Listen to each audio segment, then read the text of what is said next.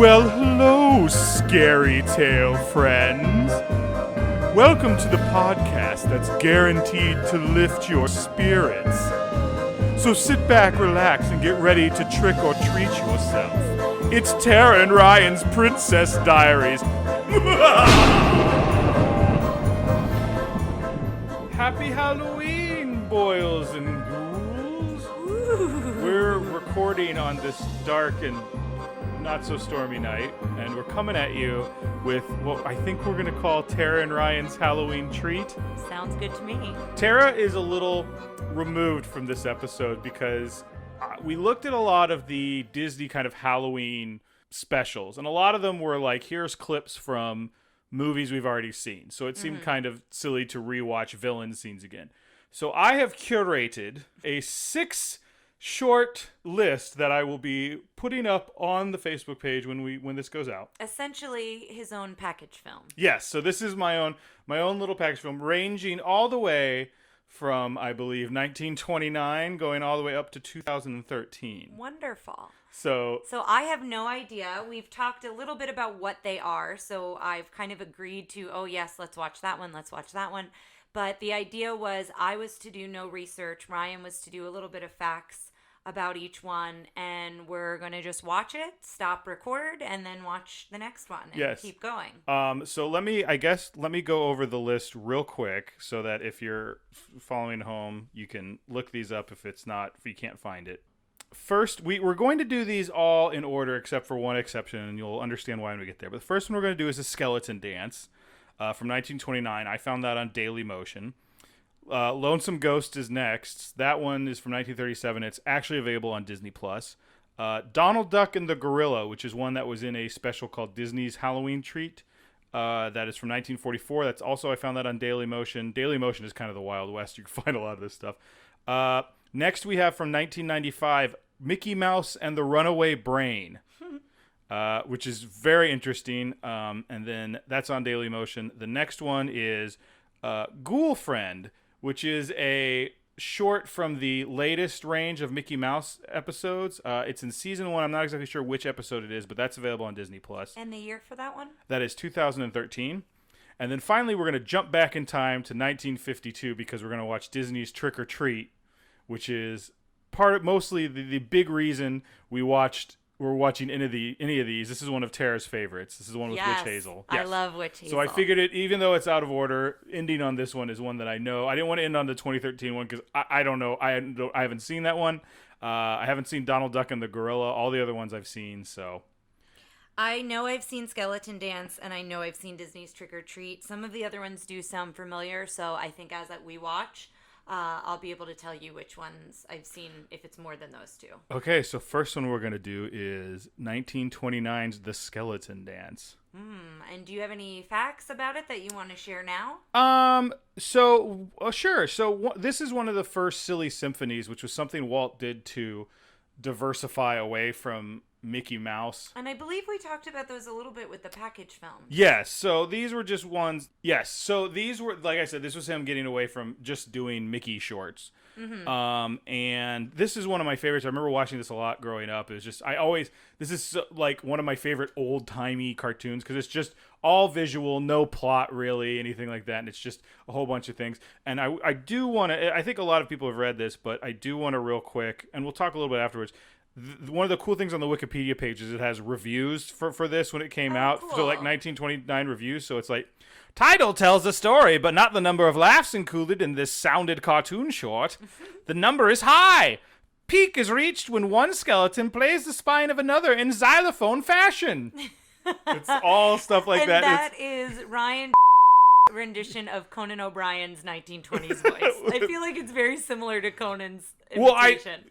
I don't think of Conan when I do it, but I think we're doing a very similar imitation. Yes, you're doing a similar. Yeah. There was a character on a sports station I used to listen to in Dallas that was Scoops O'Hanahan or something, and they'd send him out to like real press conferences for the Cowboys, and he'd be like, champ, you gave the team the old Billy Baroo this time, and they'd be like, what is this guy doing? Yeah. So that's kind of what I get it from. The skeletons hoof and frolic. Like this is just so much fun if you guys check out the Wikipedia. But that's I think mostly what I got. So let's check it out and then we'll talk about it in just a sec.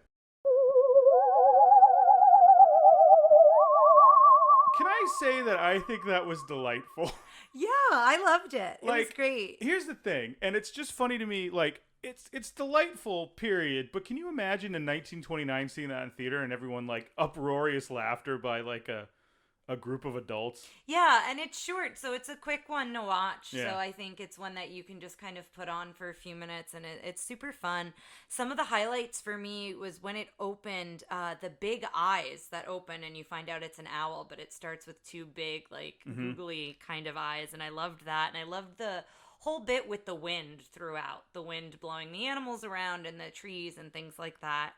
The other thing I loved is when the skeleton jumps out, he opens his mouth and his face gets really big, and you kind of go like into his mouth a little bit with the animation. The other couple things I liked too was the rhythm of him moving, and that's throughout, just like the sound effects and the rhythm of him moving on his own, and then when all four of them come in and they're all doing the same movements. The xylophone on the spine, I think, is probably what people would remember from this if you've seen it before.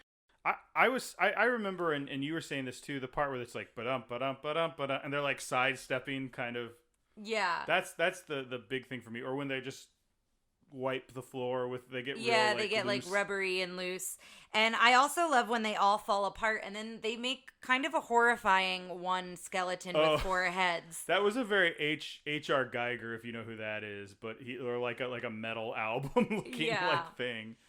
I just, if you guys haven't seen this, the basic thing is it's nighttime and the skeletons come out to dance, and then the rooster declares that the sun is coming, and they all sneak back. They all go back into their grave. But if you haven't seen this, it's like 4 minutes. Check it out. It's very cute. I think fun. it's pretty. It's we talk about, can anybody watch this? Anybody's kid can watch this. I mean, there might be some stuff where they might be like, oh, like, I don't even think, like, there was stuff where I think I was like, right now, like, oh, that's a little horrifying, but I never thought this was scary as a kid, and I've seen the whole thing. I loved it. Yeah. So, yeah. Check that out, guys. The next one we're going to check out is called The Lonesome Ghost, and this is one of my absolute favorites. Really? Do you remember this one? Not off the top of my head, no. Okay, the basic plot is Donald, Goofy, and Mickey have a ghost extermination business. Oh, I do know this one. Yes. I know this one. And the four ghosts who haunt a house get bored and call them to come over so they can screw around Yes, I with know them. this one. I love this one. And it's also, you'll notice a few things from this. This is the first time Goofy used one of his catchphrases. Something wrong here. So it's also, I'm going to tell you this, and I don't know if you know this, but once you watch it, there's going to be no doubt in your mind. When you're watching it, Tara and everyone out there, remember, there's a rumor that this was the inspiration for Ghostbusters. And you might see why after watching it. I love this one. I think it's a lot of fun. I don't have a whole lot of facts about it. The ghosts show up in the Super Nintendo game Mickey Mania. And this one is 1937. 1937. They do a Goofy and one of the ghosts do a variation of the Marx Brothers mirror scene from Duck Soup. So watch out for that. Just check it out. I also think these ghosts, like, they have a very similar color palette. Like, the Haunted Mansion ghost is that kind of, like, eerie blue. This feels like this is where that came from. So, all right, let's check it out. That one, I love it. I love it more than I did. I just love it. It's so good. It's peak really Goofy to me. It's really good.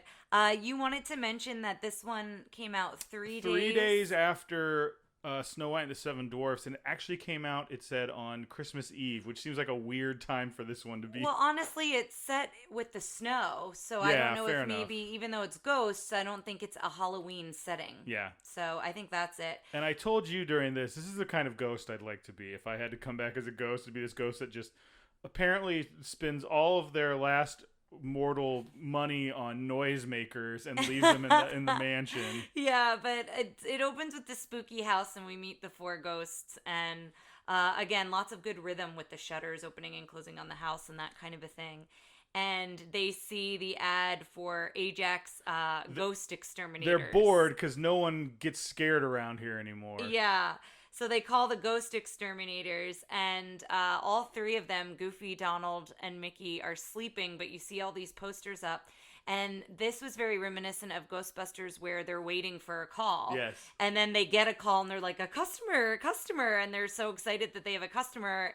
And then the next shot is them with all of these weapons to try to catch these ghosts, including nets, which I found interesting. Well, they have a mousetrap too. When they come into the house, they drop stuff, and a mousetrap gets Goofy on the nose. Gets him on what the was nose. that gonna do? Mm-hmm. So Tara started taking account. So they separate to go get the ghost. And I wrote down that they separate, and I was like, that's the first big don't. Like, you never separate in a haunted house.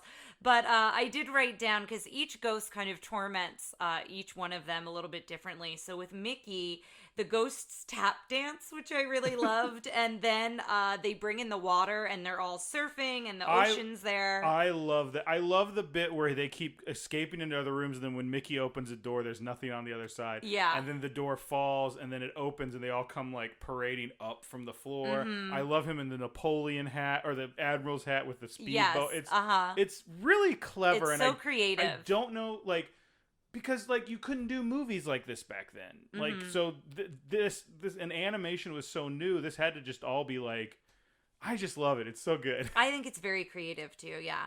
And then with Donald, they drop the dishes, so that gets his attention. He carries first. a huge plate of dishes just to drop them behind. Just to drop them behind Donald. And then he throws chains down as another way to scare him. And then he slaps his seat. Yes, or he gets his bottom. His bottom slap. There's apparently a couple some more. Times. It happens a couple There's times. some more seat seat scenes in the next one as well. Oh, interesting. And then with Goofy, he starts with banging a pan. He bangs like this big pot or this big pan. And then the trombone. He plays the trombone. The ghost plays the trombone at him. And then the cowbell. So Goofy gets all these instruments. And then there's this whole sequence with Goofy looking in the mirror and he thinks it's him at first. And then he says, I ain't scared of no ghosts. Yeah. So that would be the other kind of direct correlation to Ghostbusters. I don't know that there's... I mean, I remember growing up, my mom always used to say, they based Ghostbusters on this, but I don't know that there's actual proof other than... Well, Dan Aykroyd wrote the script, yes. right? So... I don't know if he's ever made mention of where his inspiration originally came from. He may have along the way. Mm-hmm. But then what winds up happening is Molasses and Flour gets knocked onto... Goofy is stuck in the wardrobe trying to fight the ghost, but really just fighting himself. Mm-hmm. And then they push him down the stairs like a tool chest. And then he goes. He's in the kitchen, and they fall into like Molasses and Flour, which I always thought was kind of silly until we saw 101 Dalmatians and how absolutely grotesque Glenn Close looked crawling out of that molasses. Well, and honestly, flour and water together makes like a paste, almost like a little bit of a glue. So I think molasses would just be stickier. So the ghosts run in to scare them once more and go, "Oh no, ghosts!" Yeah, and then they're scared of the three of them because they look like ghosts. And I love when the ghosts run away. We see their footprints in the snow, but we don't see them anymore. And then Donald says something that we didn't understand because we had a hard time understanding Donald this time. But when I did get him, I love when he goes, "What kind of a place is it?" It's like he always just seems so like put out, and it's like, dude, you knew you were coming to a haunted house. Yeah. Like, I don't know. I love it. It's a great one. It's definitely one of my favorites. Okay, so the next one, I don't have a whole lot of information on this one. This next one is not specifically, I don't know. So it's billed as a horror adventure short and a monster film. Oh, interesting. And it's called Donald Duck and the Gorilla, and it's basically there's a killer gorilla on the loose, and the boys, like, he's kind of spooking Huey, Dewey, and Louie, and then it turns out I think the gorilla shows up. This is one I can't remember seeing. I don't know that I've seen this one. It was done in 1944, so here we're in World War II at this point, and I know there's been a lot of propaganda about, like, the enemy is seen as this kind of big hulking gorilla thing. I don't know if that had anything to do with this, but yeah, it's... this will be a first for both of us, I guess.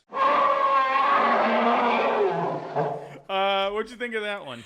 I actually liked it. It was different. It's a little kookier, but I liked it. I don't know that it necessarily would be on my next Halloween list. I don't know there'd be one, that I would watch every Halloween, but I think it's worth checking it out. It kind of starts on a rainy, thundery, stormy night, and they're listening to the radio. It's Donald and his nephews, Huey, Dewey, and Louie. Now, according to my research, the radio announcer in this scene, there's no record of who it was. So And so we don't know that voice, but he says there's an animal on the loose. And Donald is making fun of the boys because they're so scared when they hear that.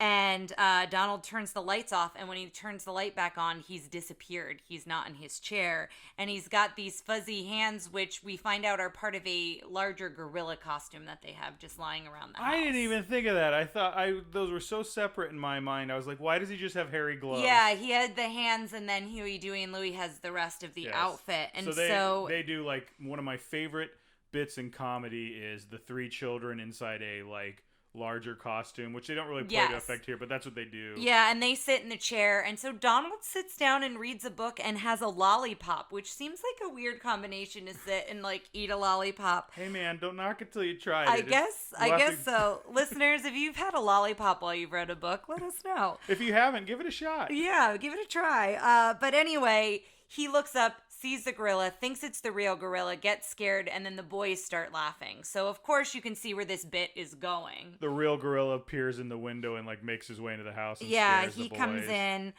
scares the boys. Donald still thinks it's the boys, and he realizes it's not them when he opens the gorilla's mouth and, like, shouts down, and boys! It keeps echoing. Yeah. And then the radio, like, keeps chiming in with tips, and one of them...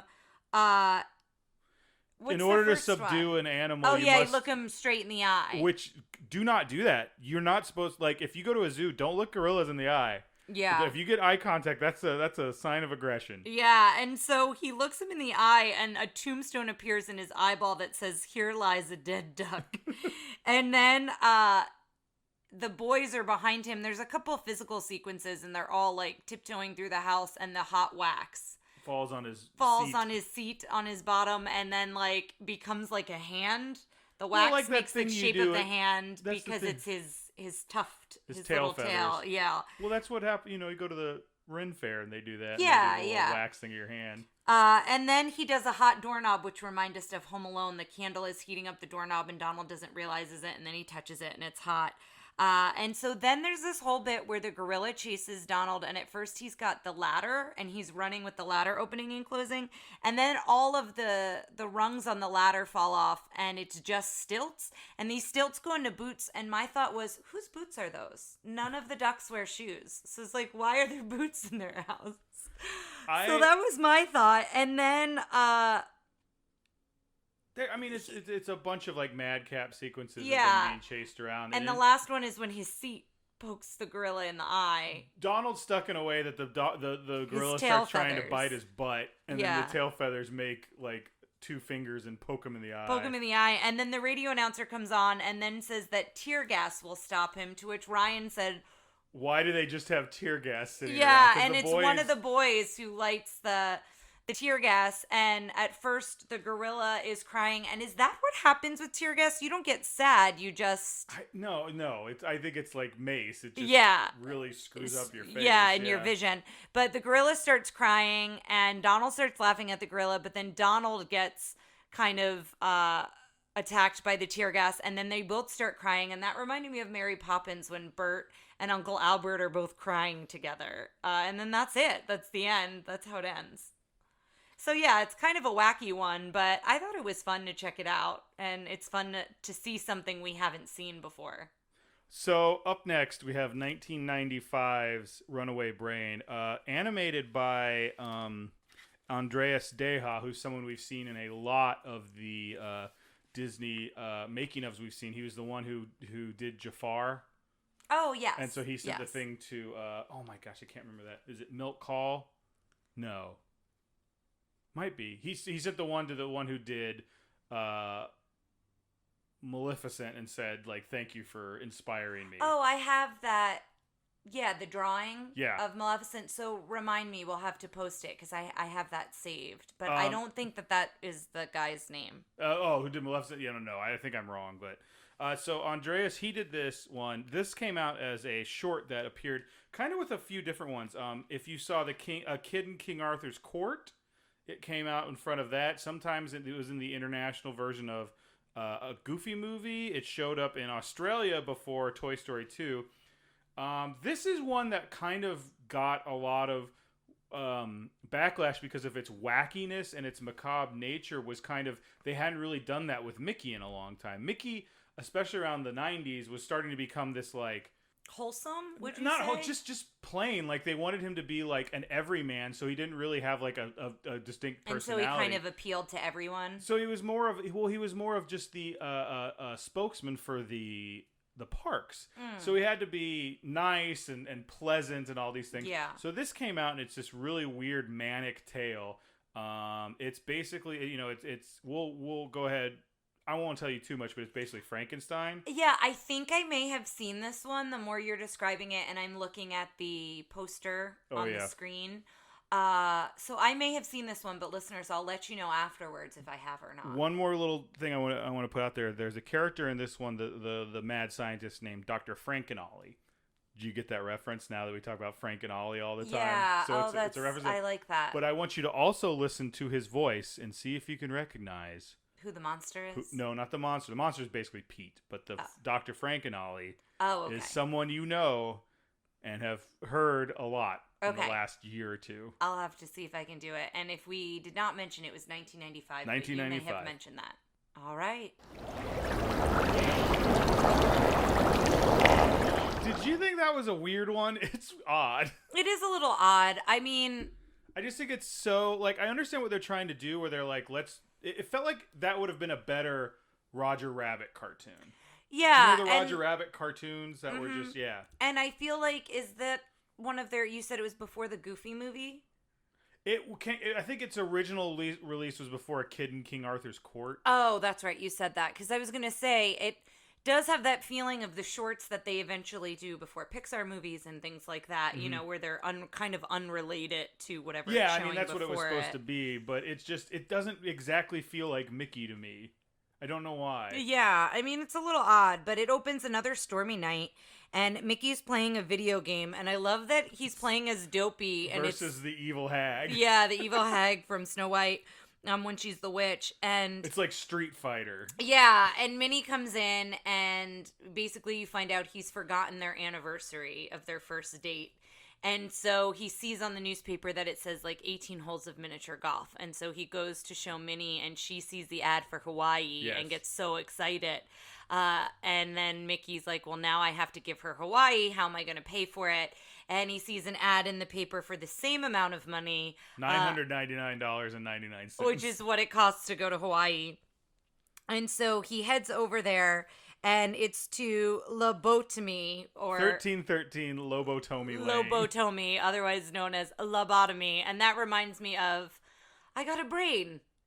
Abby something. Abby Normal. From Young Frankenstein. So it's kind of another little play on words there a little bit. So I did appreciate that.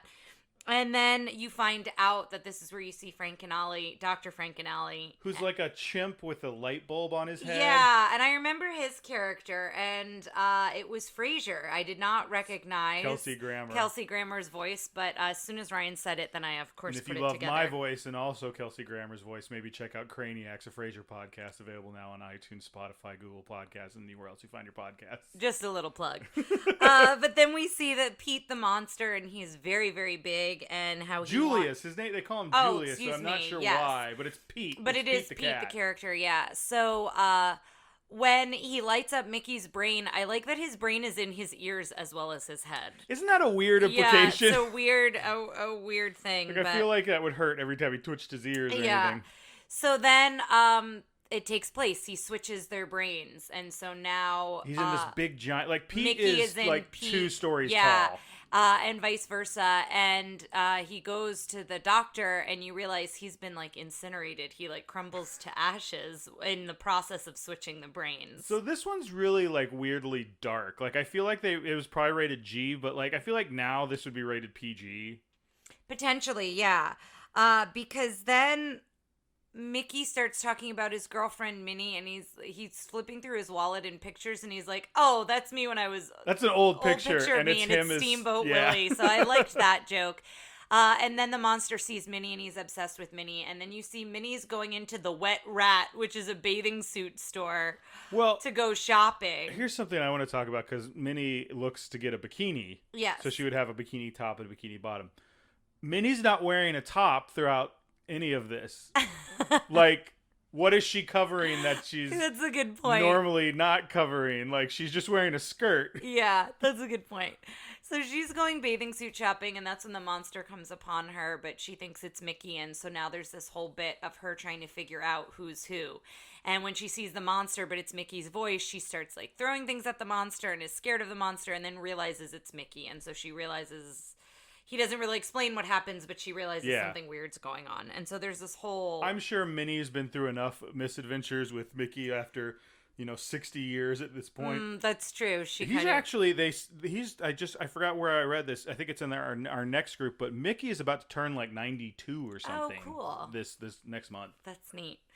So it's this whole back and forth, and then, Mickey puts Minnie up on a high building to keep her safe and fights the monster, and they get electrocuted on power lines and their brains get switched back. Yes. So that's essentially what happens. But then they realize the problem with that is now the monster is back in the big giant body. Yes, and so Mickey and Minnie are in the billboard for Hawaii at that point, like after he gets electrocuted. Hey, Tara, you got to have moolah if you want a hula. I forgot That's that right. part. I wrote that down and forgot. You got to have moolah if you want a hula. And then I need moolah to hula. Ooh, it's a good Mickey. And then the hula girl on the billboard is essentially yo-yoing the monster. The monster gets tied up, and so she's yo-yoing him, moving her arm. And then it cuts to a scene of Mickey and Minnie in a inner tube, and he's got a fishing pole holding his wallet out with a picture of Minnie, and the monster, Pete, is...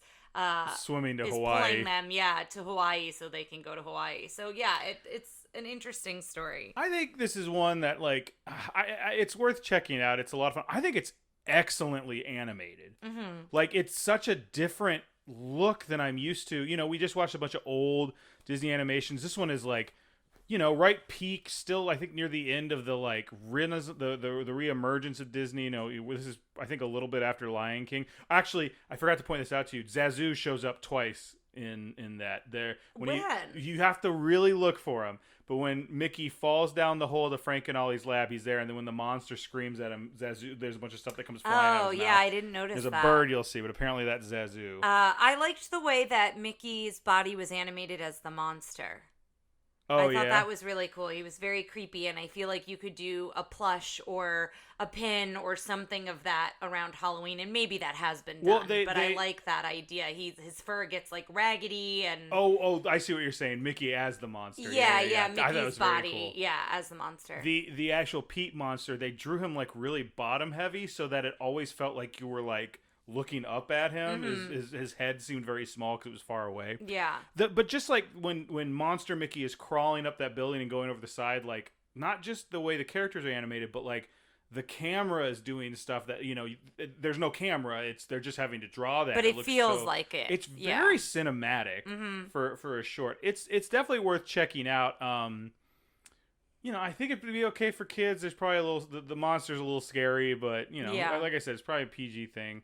Other than that, and worth watching, I think, for a little Halloween short. All right, our next one is another one I'm not very familiar with. So this is the new Mickey cartoon. Okay, this one I would not have seen, and I believe I did see the last one a while ago because it seemed familiar, but this one I do not know. So this is 2013. This is an episode of the Mickey Mouse shorts called Ghoul Friend.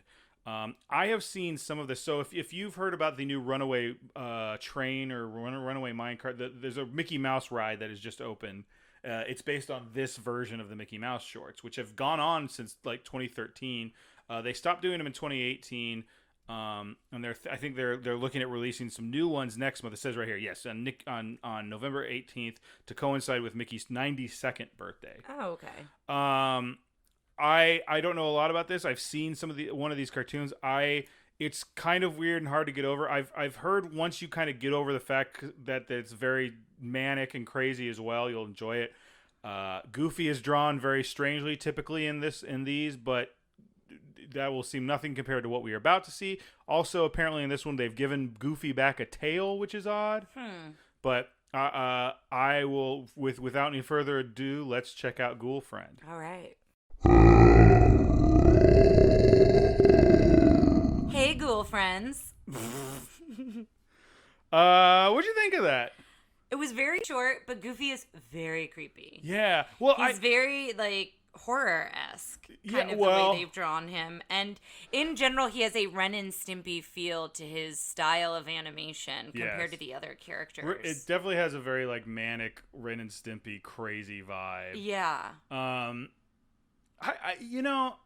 It makes me kind of want to watch some more of these, mostly because I like the ending so much.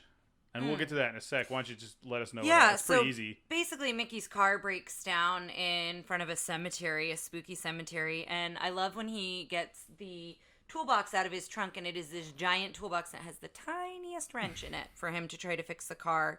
And you hear a werewolf howl, and he sees a shadow, and he gets scared, and he realizes it's a squirrel and kind of laughs it off. And then the squirrel has this scream that, again, is kind of Ren and Stimpy-ish. And you realize the squirrel is screaming at this very ghoulish Goofy. It's definitely zombie Goofy. Yeah, zombie Goofy, and he's kind of dripping, and like he's all like, bones, and there's flies. Or it's spit. Ooze of some sort, and then there are flies buzzing around him. I like when he tips his little hat, but under the hat is like a bone sticking out. Like he has a bone on his head. It's so weird. Yeah, it's a very intricate drawing of him for sure, but he's very creepy. And so essentially Mickey is scared of him. Mickey keeps running, and it keeps cutting back to just showing Goofy standing there. And Mickey's running and terrified. And then he gets into a log, and then all of a sudden he pokes his head up out of the hole in the log and then realizes Goofy is next to him. And so then they're both in the log, and they're connected, and they're both running together. And they fall down a giant waterfall. And Mickey winds up coming out of the waterfall, out of the water, and he face plants. And it's almost like a snow angel, but it's like a Mickey waffle. Or, I think it's the waffles that look like that. I thought that was kind of fun. Into the sand. And then Goofy is following him again. And then Mickey does a decoy of pine cones. So in the shadow, it looks like Mickey, and he put his pants on the pine cone decoy. And Goofy goes after it and falls down this cliff, but then is holding on by like one branch. Mickey comes and gets his pants, puts them back on. And Goofy winds up falling and does the Goofy holler. Yes. And then he, like, gets himself put back together when he falls and jumps back up. Like, it's a weird animation there. Yeah, he gets back in front of Mickey, and Mickey's like, don't hurt me. And he pulls off his arm like he's going to hit him with it. And then gives it to Mickey, and Mickey realizes it's so he can fix the car. It's a wrench the right size. Yeah, so Mickey fixes the car, and then they're side by side in the car. Mickey's whistling, and they're driving off into a rainbow with a sign that says Peaches ahead. on the road sign. Yeah, there's a road sign on the left that says Peaches ahead, and then it's like a rainbow and sunshine that they drive into, and that's it. I guess they really wanted to drive home that something bad wasn't going to happen. I guess, yeah, that they were friends now, I guess. Yeah. And I like that. I like that ending a lot. Zombie Goofy was pretty unsettling. He's horrifying. The drawing of Goofy in general, I showed you what he looked like before. Sorry, this is odd, but this was really horrifying. But then, like, he falls apart and comes back together in weird ways, which I was like, that's when he's weird. Running after Mickey. But that's also what happened in the skeleton dance. I don't know why it didn't bother me as much in the skeleton dance. Well, because they were skeletons that were then different skeleton shapes. This was Goofy that with then was flesh. a scary shape. Yeah, it's really odd. But okay, enough beating around the bush, guys. It's time. All right. It's time to check out Donald Duck's Trick or Treat with Witch Hazel. Woohoo!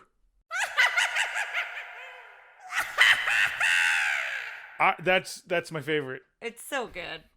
It barely edges out Lonesome Ghost, but like my mom used to sing that song all the time. I love the song. I wrote that at the top. The Trick or Treat song. It has like a jingle quality to it. It has a Bing Crosby kind of feel, like Headless Horseman a little bit. It should be like like the same way that there are like Christmas carols and like those old Bing Crosby songs. This should be a Halloween anthem.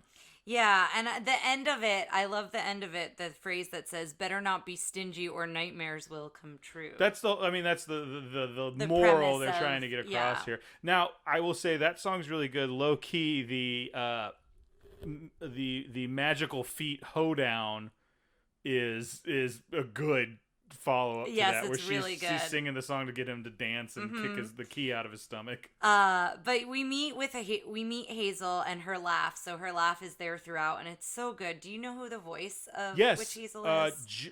It's June Fournay. Hold on just one second. It is actually the voice, yes, June Foray.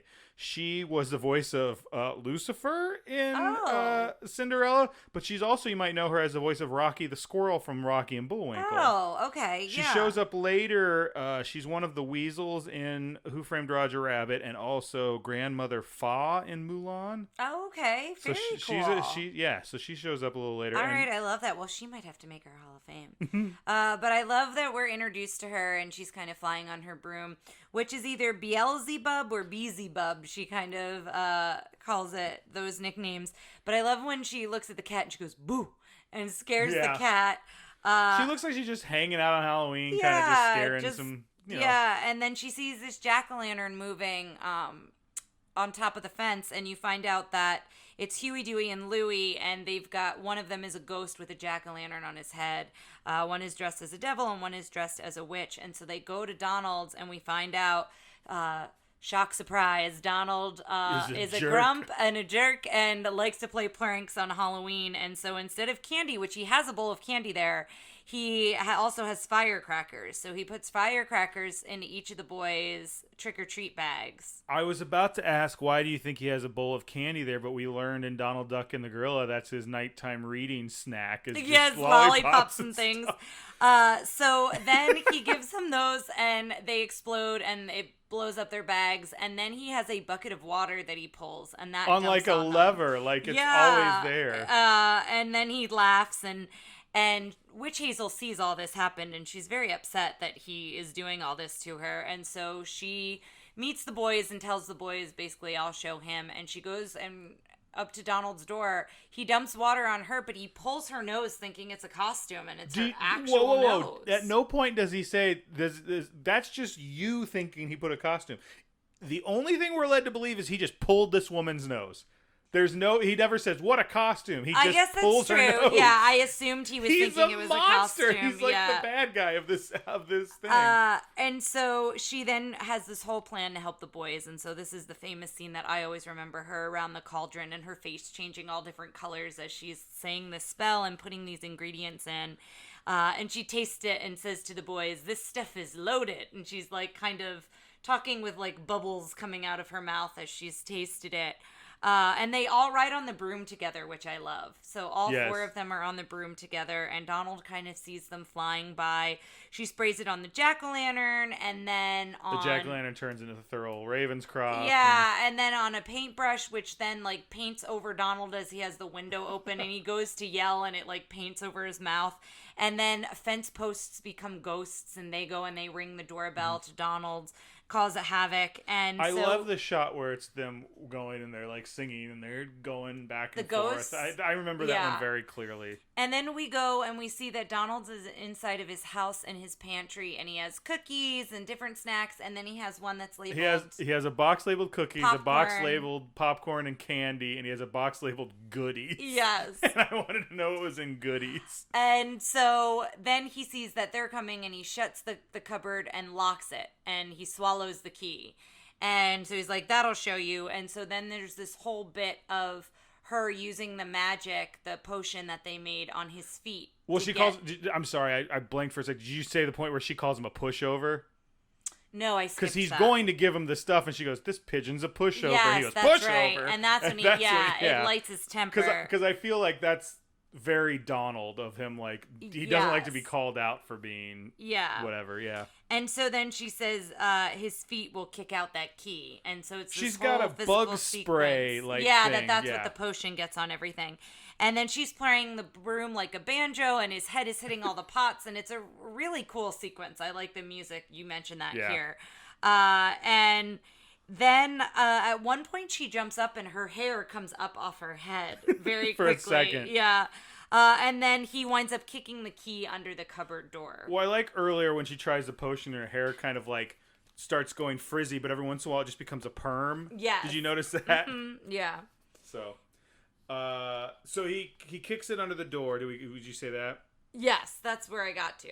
And then so she starts putting a spell on his feet. There's a part where she goes, "Oh, I've been itching to put a spell on you," at some point, which I love that line. Yeah. But he keeps backing up and ramming the door, and she's like, she goes, "This is gonna hurt me more than it hurts you. Why don't you get a running start? And About go a mile or two." two. Like, Yeah. and then he just runs And in. he keeps running, and then he runs in and charges. And then I love that he breaks down the door, and the nephews are picking up food. Not just there's like a lot of fruit in there. Yeah. Which to me is such a Christmas thing because my dad always puts an orange in the in thing. the stocking. But they're like, "Thanks, Uncle Donald." Like they're very nice boys. They didn't. They They do a good job of making you never feel like, well, they're being really mean to Uncle Donald. It's like, yeah. Because he sits up and goes, "I won't do it," and then like the broom hits him on the head again. Like even after he's done it, he's like, "No." Like, yeah, he's so very stubborn. And then she kind of just floats away into the night. And then the pumpkin like jumps over and goes boo. I like that part. It's cool. Then goes to a big smile, and then that's it.